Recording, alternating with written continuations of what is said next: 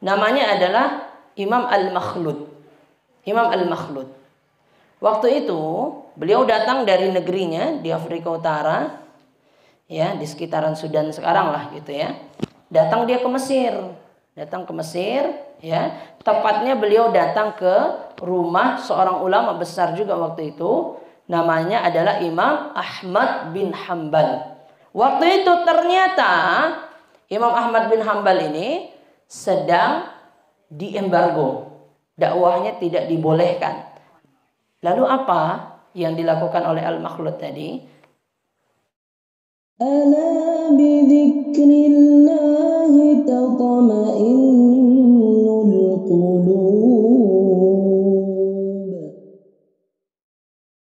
Nah,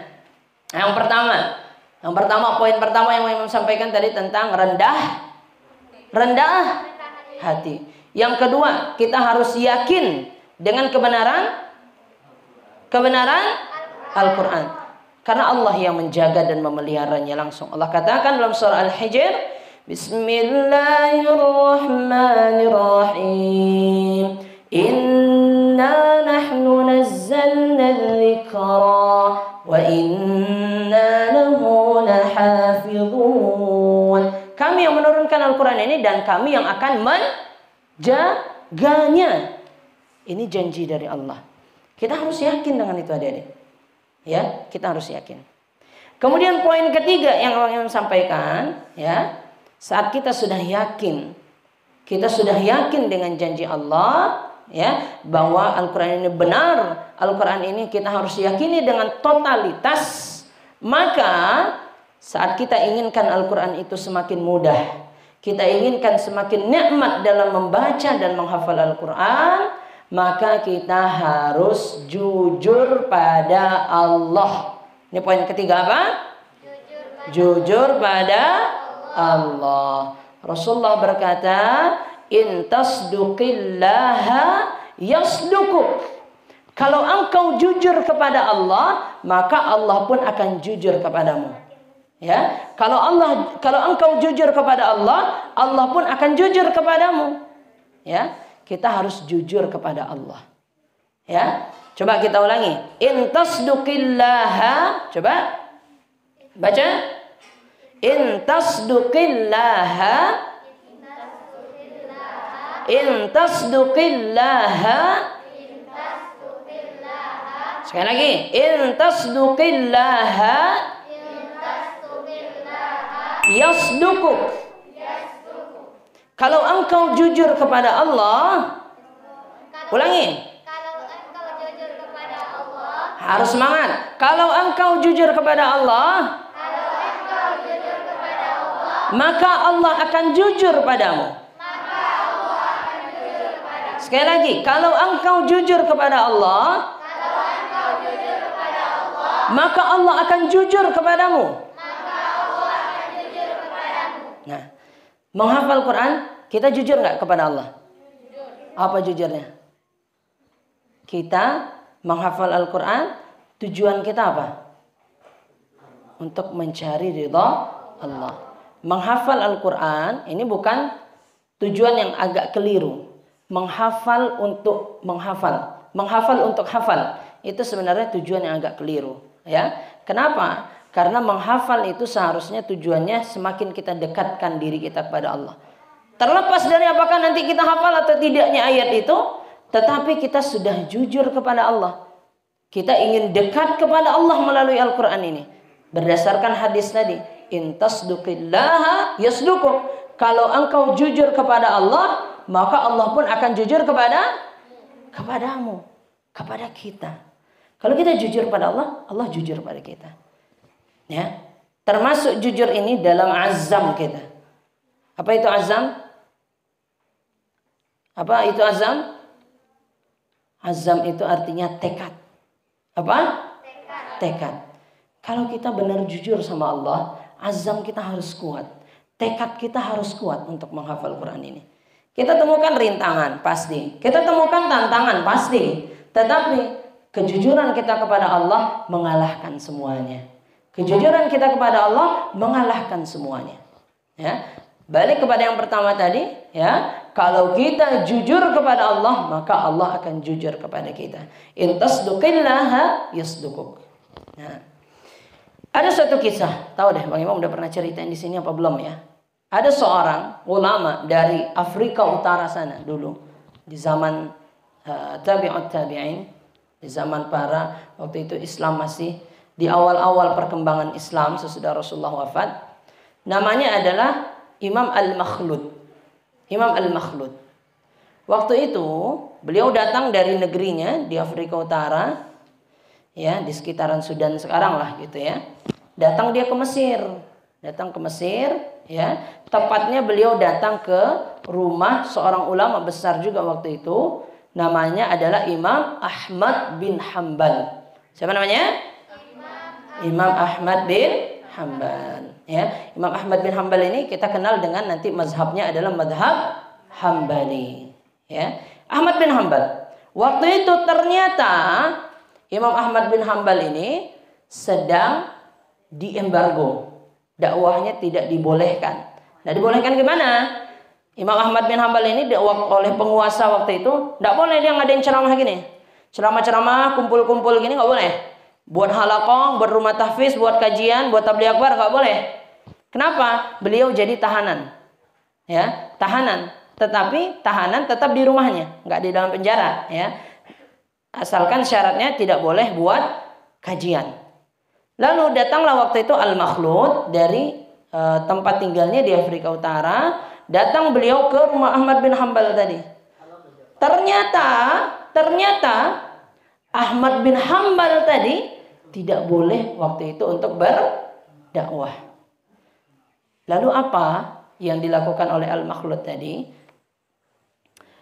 Dia datang ke rumah Ahmad bin Hanbal. Wahai Imam, saya ingin belajar. Saya pengen untuk mendalami agama ini. Tapi engkau kan gak boleh ngajar sekarang. Gimana caranya? Sedangkan saya pengen belajar. Ya, gimana caranya coba? Saya gak boleh dakwah nih. Saya gak boleh ngajar secara terang-terangan. Kalau engkau juga datang ke rumah, nanti polisi ngintai. Ini ngapain orang datang ke rumah? Mau belajar? Gak boleh. Karena Imam Ahmad bin Hanbal waktu itu tidak dibolehkan untuk berdakwah.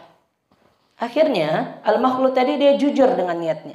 Dia jujur dengan tekadnya. Dia yakin satu hadis Rasulullah tadi, in tasduqillaha yasdukuk. Kalau engkau jujur kepada Allah, maka Allah akan jujur padamu. Lalu apa dilakukan oleh Al-Makhlud? Dikatakan Ahmad bin Hanbal, sekarang gini, oke. Kalau engkau mau tetap belajar, bisa, gampang, santuy. Caranya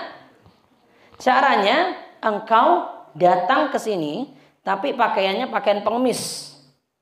Pakaian pengemis. Bayangin, gimana pakaian pengemis kira-kira? Bajunya gimana? Robek, ya. Bersih apa kotor? Ya, mungkin agak-agak kotor lah ya. Bajunya robek. Kemudian juga dengan muka-muka yang bisa dibayangkan sendiri ya. Bagaimana kondisi seorang pengemis. Datang setiap hari ke rumah Ahmad bin Hanbal hanya untuk mendapatkan 1-2 hadis. Tidak boleh lama-lama. Kalau lama-lama nanti orang curiga. Siapa nih datang lama-lama? Nggak keluar-keluar. Ya. Datang dia dengan pakaian pengemis tadi. Masuk. Dapat 1-2 hadis. Dijelaskan oleh Imam Ahmad bin Hanbal. Keluar. Pulang. Itu dilakukan bertahun-tahun. Ya, selama Imam Ahmad bin Hanbal tadi masih dilarang dakwahnya. Dilakukan bertahun-tahun. Terus dilakukan. Dan tanpa terasa. Akhirnya Al-Makhlud tadi. Imam Al-Makhlud tadi yang belajar tadi. Akhirnya beliau pun sudah memiliki ilmu yang cukup. Sehingga beliau balik ke kampungnya. Mengajarkan ilmu itu kepada masyarakat di sana. Ini terkait dengan jujur kepada Allah. Dia jujur. Dia bertekad mau untuk belajar agama. Apapun rintangannya. Kalau dia jujur kepada Allah. Maka Allah akan jujur kepadanya. Kalau dia jujur. Saya niat tekad sungguh-sungguh kuat beneran nih. Maka Allah pun akan berikan jalan. Walaupun Al-Makhlud tadi misalnya. Harus datang dengan pakaian pengemis. Harus datang dengan compang-camping. Ya. Tapi karena dia jujur kepada Allah. Akhirnya jadi. Tetap jadi. Begitu juga kita. Katakanlah. Kita tidak bisa mungkin menghafal 1 halaman sehari. Misalnya. Kita cukup menghafal mungkin. Yang penting saya harus punya hafalan. Saya harus bertekad terus nih. Walaupun itu mungkin 1, 2 ayat, 3 atau 4 ayat ya. Asalkan saya tetap bertekad mau menghafal Quran.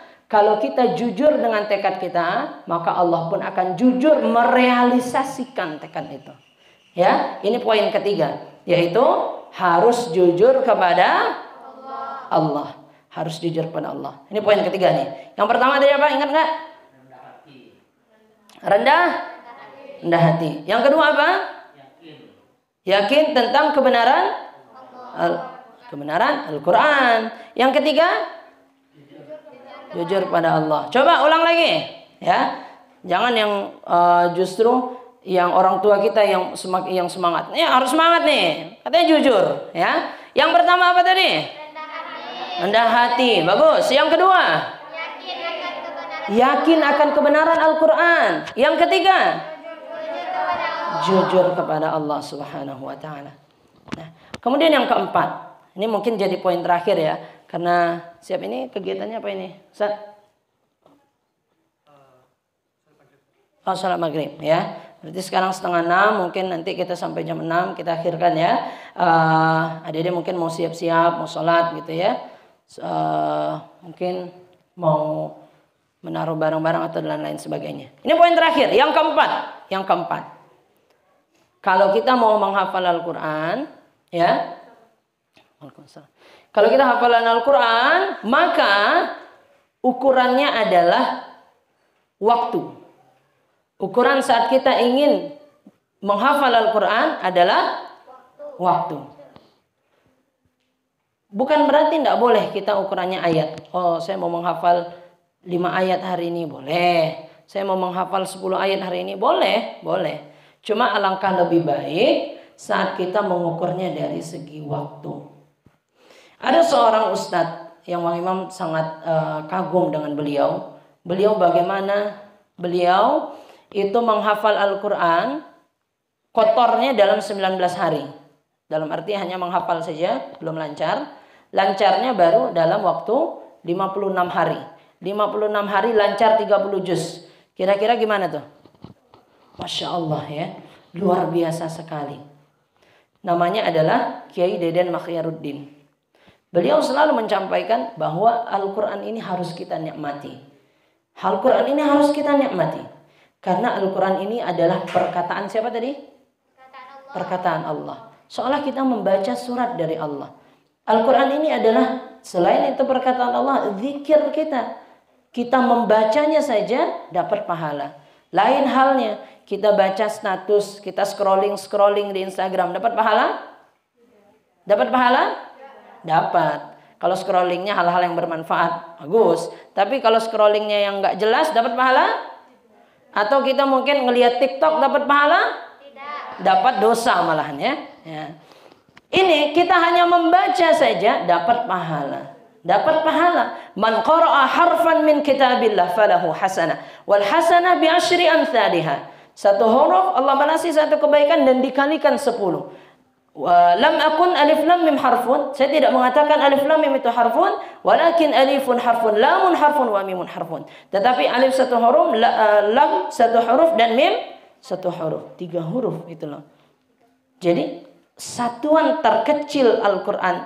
Al-Quran itu melihat bukan pahalanya menghitung dari baris, tetapi dengan satuan terkecilnya yaitu huruf. Dengan huruf, ya. Sehingga di sini kalau kita tadi mau ya untuk menghafal Al-Quran lebih giat lagi, kita lebih menikmati setiap ayat, setiap huruf tersebut, maka ukurannya jangan hanya sekedar ujung ayat, tetapi ukurannya adalah waktu. Karena ala bidzikrillah tatma'innul qulub. Kalau adik-adik sudah lihat video di channel Akhi Imam Official, silahkan subscribe nanti ya. Nah juga pemirsa ya, para penonton Akhi Imam Official yang belum subscribe, silahkan subscribe sekarang. Dan nyalakan lonceng notifikasinya. Teng-teng gitu ya. Jangan lupa like, komen, dan juga di-share ya. Kalau adik-adik melihat di video-video Akhi Imam Official di channelnya Bang Imam, itu pembukaannya intronya akan ala bidzikrillah tatma'innul qulub. Apa artinya? Sesungguhnya dengan berzikir kepada Allah akan menenteramkan hati. Berzikir kepada Allah akan menenteramkan hati. Ya, sehingga tadi kalau kita mau tentram, kita mau nikmat menghafal Qur'annya, kita bayangkan ini perkataan Allah dan kita menghitungnya jangan dari ujung ayat, tetapi dari waktu. Ya. Kenapa tidak dari ujung ayat? Karena bisa jadi salah satu indikasi Allah tidak mau kita berlama-lama dengan Al-Quran, kita dimudahkan hafal satu ayat, baca sekali dua kali misalnya, Tabarakalladzi biyadihil mulku wa huwa ala kulli syai'in qadir. Tabarakalladzi biyadihil mulku wa huwa ala kulli syai'in qadir. Tabarakalladzi biyadihil mulku wa huwa ala kulli syai'in qadir. Udah hafal setoran ya. Cuma dibaca 3 kali. Padahal nanti bisa jadi yang 3 kali kita baca itu akhirnya kita lupa. Cepat lupa. Kenapa? Karena mungkin Allah nggak ingin kita berlama-lama dengan Al-Quran. Jadi jangan kita mungkin hanya berbangga, oh saya bisa hafal cepat. Bagus kalau kita bisa hafal cepat. Tetapi hendaknya kecepatan kita menghafal, kita tidak hanya menghitungnya dari ujung ayat. Tetapi dengan seberapa lama kita berinteraksi dengan Al-Quran. Adik-adik biasanya berapa lama baca Al-Quran atau ngafal sehari? Setengah jam ada? Setengah jam? Kalau di rumah tahfiz cuma 2 kali sepekan ya kak ya? 2 kali? Hah? Masing-masing kelompok dapat jatah 2 kali sepekan. Biasanya durasi belajarnya berapa jam itu kak? 2 jam ya? 2 jam 2 kali sepekan itu sebenarnya untuk setoran. Ngafalnya harus dari rumah. Makanya Bang Imam tanya, sehari biasanya mengalokasikan waktunya untuk Al-Quran berapa jam? Ada setengah jam? Lebih? 1 jam? 1 jam ada? Ya 1 jam mungkin kita kumpul-kumpulin. Siap subuh berapa menit misalnya. Nanti siap zuhur, kalau nggak main HP misalnya berapa menit gitu ya. Nanti siap maghrib berapa menit. Siap isya kalau nggak ada yang ngajak mabar misalnya berapa menit gitu ya. Kira-kira sejam berapa kalau kita kumpul-kumpulin? Ada 1 jam? Sehari berapa? Ada 1 jam? Ada nggak? Sejam apa sejam kurang? Lebih kurang. Banyak lebih atau banyak kurangnya? Lebih kurang itu ukurannya bisa apa ya? Bisa banyak lebihnya atau bisa banyak kurangnya ya. Lebih kurang 1 jam. Ya. Coba adik-adik alokasikan, sedekahkan waktunya. Benar-benar 1 jam sehari untuk Al-Quran. Tidak ada ceritanya menghafal itu sulit. Ya.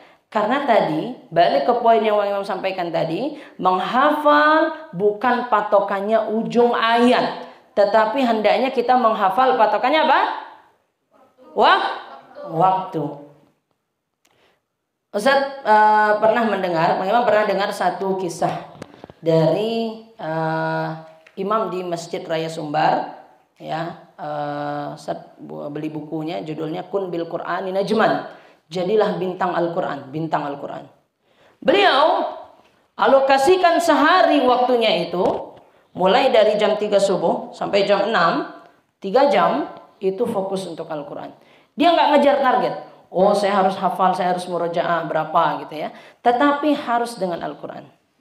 Andai kata mungkin kita ada 1 ayat. Ya, 1 ayat yang kita sudah hafal. Katakanlah adik-adik sekarang hafalnya juz berapa aja nih? Juz 30 udah semuanya? Udah semuanya? Udah? Udah belum? Sudah dihafal. Tadi kita sa'adol rata-rata 3 juz ya Ustaz ya. Ustazah juga ya. Juz 30 sudah hafal? Insya Allah. Aman, gak dites kok, tenang aja. Juz 30 hafal? Insya Allah. Kemudian juz 29 apa juz 1? Juz 1 udah hafal semuanya? Oh belum, masih ada yang belum. Kemudian sesudah juz 1, juz 29 apa juz 2? Hah? 29. Sudah hafal? Masih ada yang belum? Ya. Katakanlah kita menghafal juz 1. Kita temukan 1 ayat misalnya. Qul nahbitu minha jami'a. Apa lanjutannya? Fa imma, ya sama-sama baca yang hafal. Fa imma ya'tiyannakum minni huda faman tabi'a hudaya fala khaufun 'alaihim wala hum yahzanun. Ayat berapa itu? Ayat 38 ya. Katakan sekarang bulan ini kita hafal itu. Udah lancar kali. Dites dimanapun misalnya ayat 1 sampai 38 kita lancar. Tapi bulan depan ternyata mungkin ayat ini saya kita lupa. Fa illam taf'alu, apalagi ya? Fa illam taf'alu, apalagi ya? Nah, mungkin kita bisa lupa-lupa. Kita harus positif thinking. Kita harus berpikir positif, ya. Balik tentang penggunaan waktu tadi, ya. Ini kira-kira saya sudah gunakan waktu udah optimal atau belum? Berarti, berarti ayat ini kangen nih, pengen dibaca terus, ya. Jangan justru, ini enggak nambah-nambah ya. Nanti sudah hafal lupa lagi, akhirnya nggak jadi ngafal Quran.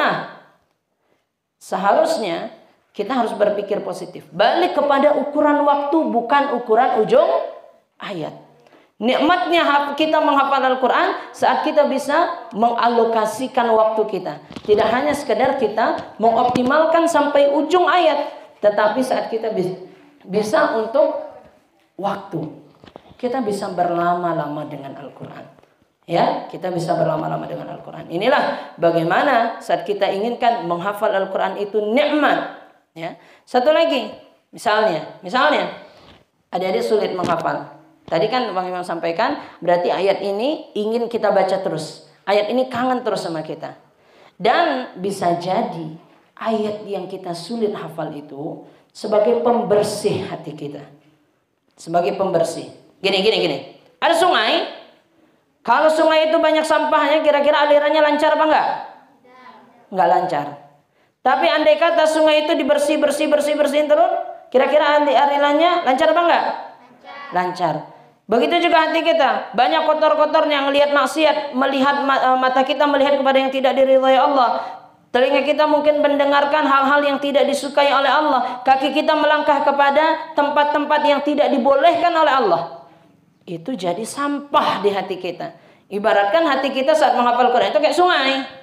Ya, kalau banyak sampahnya, kira-kira menghafalnya lambat apa cepat? Lambat. Tetapi kalau kita lambat bukan berarti kita berhenti. Bersihkan terus. Caranya bersihin itu gimana? Dengan kita selalu baca. Karena Al-Quran ini zikir. Zikir itu yang akan membersihkan noda-noda di hati kita. Ya, jadi itu untuk nikmat kita menghafal Al-Quran. Kita baca terus, kita ulangi terus. Ukurannya apa tadi? Apa ukurannya? Waktu. Ukurannya waktu, bukan ujung ayat. Ya. Kalau ada mungkin Kak Nia, hari ini saya nggak setoran. Kenapa nggak setoran deh? Karena ayatnya nggak masuk-masuk, nggak hafal-hafal kan. Tapi sehari berapa jam sama Al-Quran? Oh, sehari 2 jam kan? Sehari 2 jam saya dengan Al-Quran. Setiap hari sepekan ini 2 jam terus setiap hari. Itu nggak apa-apa, boleh. Tapi 2 jam fokus ya. Bukan 2 jam sambil lihat HP. Kalau 2 jam sambil lihat HP, paling baca Al-Qurannya 5 menit, 1 jam 55 menitnya lihat lihat HP ya, lihat handphone. Nah, kalau memang 2 jam dia jujur, 2 jam, berarti ini tandanya Allah inginkan dia berlama-lama dengan ayat ini. Ayat ini kangen sama dia dibacain terus, agar dibaca terus.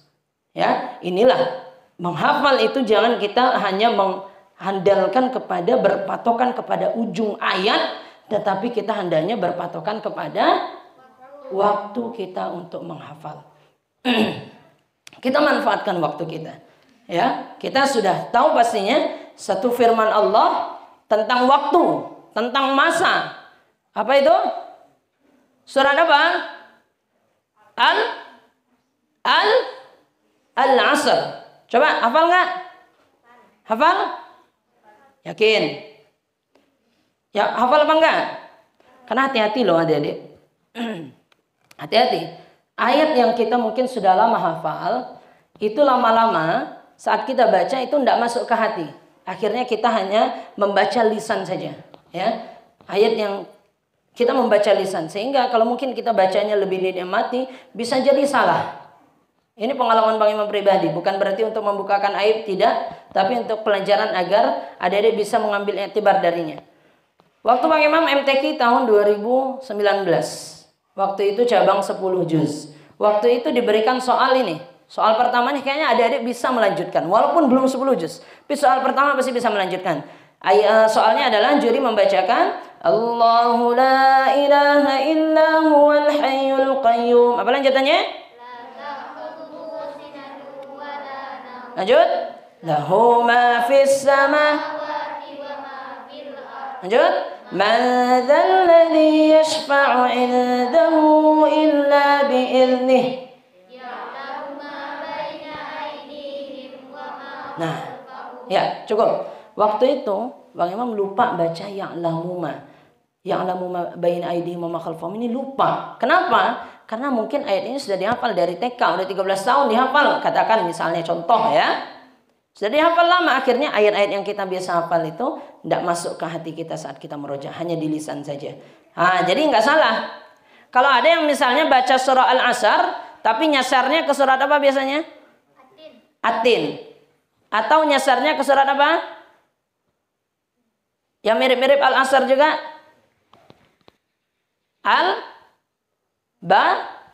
Al-Balad. Apa Al-Balad yang miripnya? Tsumma kana minal ladzina amanu wa tawasaw bis-sabri wa tawasaw bil marhamah. Ada kok yang pernah Bang Imam mungkin waktu itu mendengarkan hafalan nyasarnya ke Al-Balad. Illal ladzina amanu wa amilus salihati wa tawasaw bis-sabri wa tawasaw bil marhamah. Betul? Salah. Atau yang sering itu ke Atin.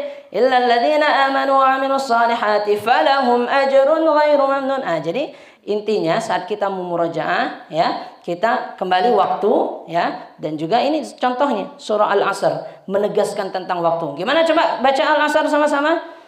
Bismillahirrahmanirrahim. Wal 'asr innal illalladzina wa 'amilus shalihat wa tawasaw bil haqq wa tawasaw bis sabr. Allah turunkan satu surat yang awal surat itu Allah berikan sumpah demi masa, demi waktu, sehingga kita harus pandai-pandai memanfaatkan waktu. Balik tadi poin keempat. Kalau kita mau nikmat menghafal Al-Quran, maka parameternya, ukurannya adalah apa?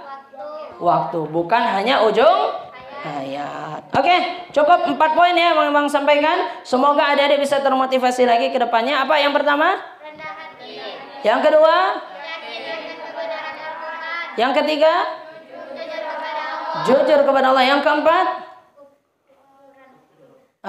Ukuran waktu ya. Mengingat sekarang juga sudah jam berapa nih? Jam 6 ya. Sudah hampir sejam kita ceramah. Udah sejam ya? Bosan nggak?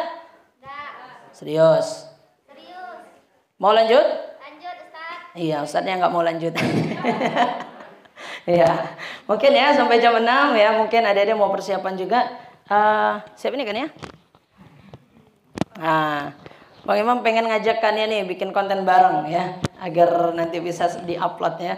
Kania nih aturannya kalau bikin YouTube pasti lebih banyak subscribernya nih, Masya Allah kan. Nah, siap ini Kak? Apa gimana? Apa sekarang? Sekarang aja. Sekarang? Sekarang, oke. Mungkin saya tutup dulu ya, Sesudah ini mungkin kita kembalikan nanti ke MC, kita ambil tag video baru. Ya, walaupun sebenarnya agak-agak canggung kalau dekat Kania ini. Suaranya sangat merdu, Masya Allah ya. Ini ya adik-adik harus contoh ya. Kita dibina oleh seorang ustadzah yang sangat luar biasa, dengan ustadz yang juga luar biasa, Ustadz Adol ya, yang selalu bersemangat ya dalam segala aktivitasnya. Ustazah Ami juga ini yang harus kita syukuri agar kita semakin bisa giat lagi dalam menghafal Quran. Mungkin hanya itu yang dapat saya sampaikan. Mohon maaf atas segala kesalahan dan kekhilafan. Terima kasih atas perhatiannya. Kita akhiri subhanakallahumma wa bihamdika asyhadu an la ilaha illa anta astaghfiruka wa atubu ilaik. Assalamualaikum warahmatullahi wabarakatuh. Waalaikumsalam warahmatullahi wabarakatuh. Bismillahirrahmanirrahim. Assalamualaikum warahmatullahi wabarakatuh. Teman-teman Sobat Akhimam Official, hari ini kami sedang berada di Alhamdulillah Homestay yang terletak di Lembah Harau, Kabupaten 50 Kota.